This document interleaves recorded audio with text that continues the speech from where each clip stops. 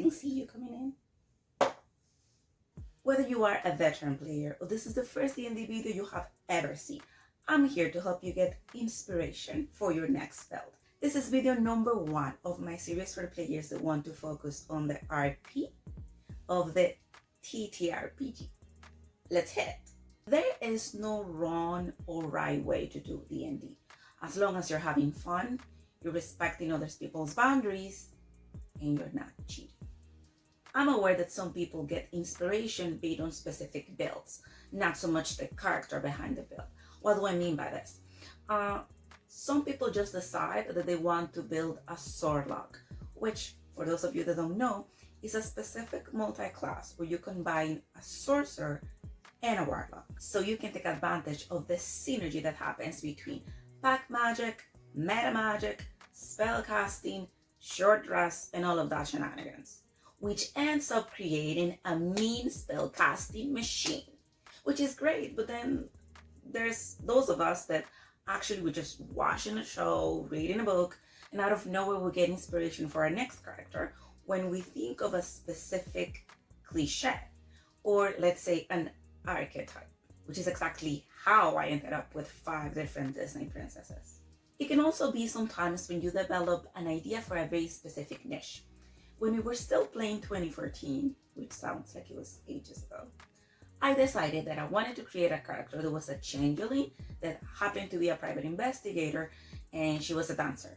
So obviously for me, dancer equals bard. And because I wanted her to be a belly dancer, it just made sense in my head, which makes me think that I was on the right path, especially now that dancer bard is actually official content. But back then we didn't have that.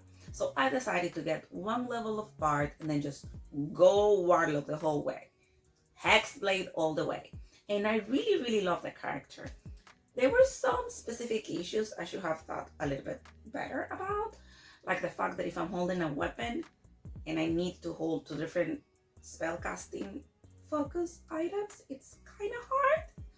But at the end of the day, my DM got tired of me asking questions and he allowed me to do that.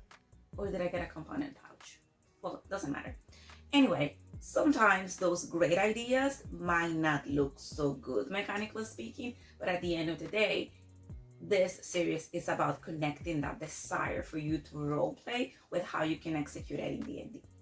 So how do we go around finding that inspiration to create a new character? D&D can be inspired by anything and everything. D&D inspiration, it's anywhere and everywhere. Step number 1, start with media you already love. Let's start with the things that you are already watching or reading. Anime, movies, mangas, books, TV, even big IPs like Disney, Marvel, Star Wars. Can I mention any IP that's not part of Disney? Lord of the Rings. I don't know, I need to go out and touch grass or something. It's like I'm watching The Simpsons and out of nowhere I say, how about I create a ranger that is 70% Mo, 30% Barbie? There you go. It can also be maybe you're watching Bridgerton and you decide that you want to create a paladin that is just dressed in drag queen Regency sort of like styles, and his oath, it's the oath of love or something silly like that. I mean, just think about what inspires you, what you're watching in media that makes you happy, and move that over to D&D. Now, full stop.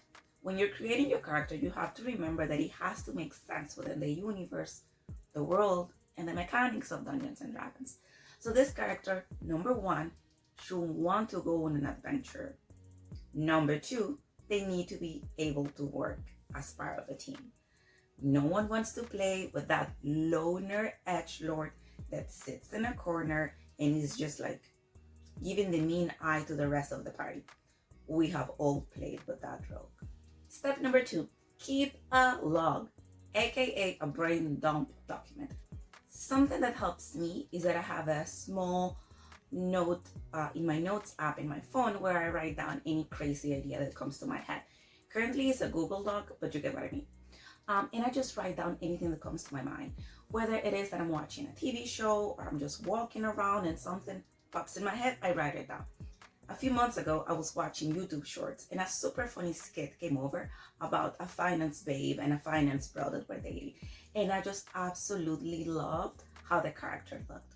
So some weeks later, when my DM proposed a one-shot for the summer, he said to think about characters that live in the modern day-to-day life. So I decided that I was going to make a finance babe. And then I went into a very complicated process of finding out how I was going to adapt it. And I decided to go with a monk. The main idea is that she's super fit and she doesn't need any weapons because she does CrossFit, yoga, Pilates. She eats vegan, she eats healthy, she takes care of herself. So when the enemies come, she just punches them on the face. So that was an inspiration, and that's how it became a D&D character. This brain dump document doesn't have to be perfect. It's just literally, like the name says, a dumping ground. It doesn't have to be a good idea. It doesn't have to be perfect.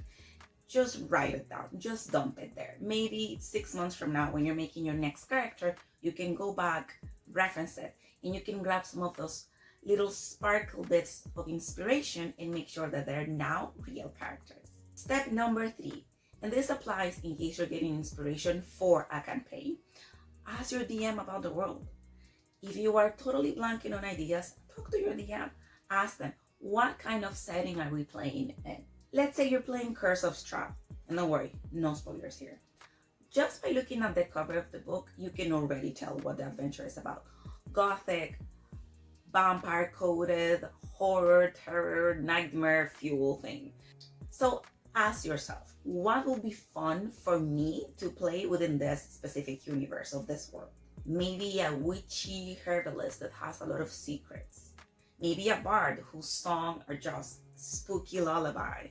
Maybe a cleric or a paladin that is very afraid of vampires but finds the strength and the courage within them to fight against the enemy.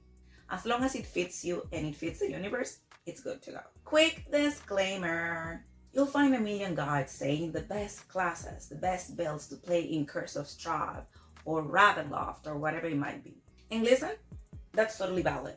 But this video is about those of us that want to work with inspiration, role-playing, almost acting, instead of just thinking about mechanical benefits. This doesn't mean that I don't think that you can min-max and still get a good feel for idea and role-playing and acting. What I'm saying is that this video is not about that. 3.5.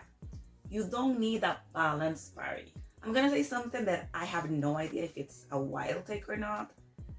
I'm not connected enough with Reddit nowadays. It might be standard by now what I'm about to say, but I don't believe in the whole balanced party idea. Like, if you already have two squishy spellcasters, does this mean that someone else that joins needs to play a melee and needs to play like a tank or something?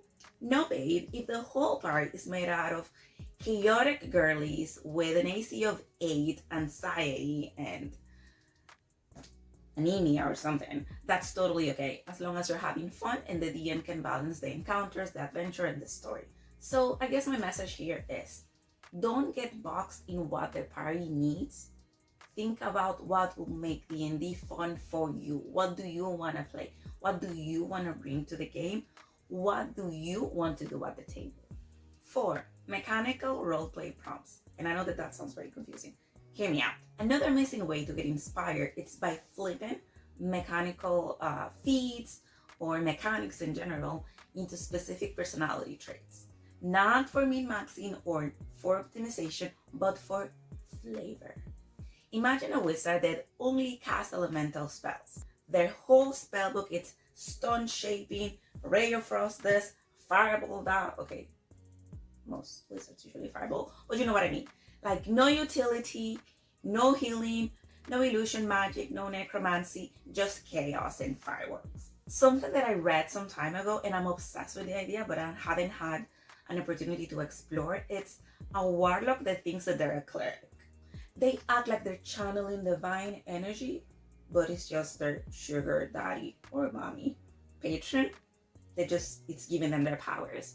And maybe their patron even thinks, okay, sweetie, whatever allows you to sleep at night. That's a very fun idea. Those type of builds are not about being efficient, but about being fun. So as part of this series, I will be doing this process with you guys so you have an idea of how my process looks like. So I hope I remembered to already show you my D&D brain dump document.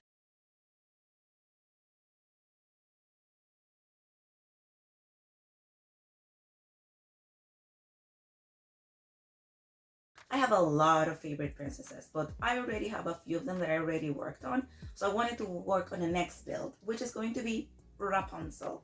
So whether your next character is a trashy, disgraced heiress that is trying to get revenge, or a bard that sings trashy Wattpad ballads about the party's enemies, inspiration can come from anywhere. Media, vibes, mechanics, or just a very ridiculous idea that won't leave your head. You don't need to be optimized, you just need to be obsessed. So whether you have an idea for your next build or you just enjoy hearing me rambling like an idiot, just click on the next video so we can go to step number 2. We're going to be talking about classes, species, and backgrounds. I'll see you there. Hope you get inspiration for your next build. Notes in my notes app where I might some my 3 favorite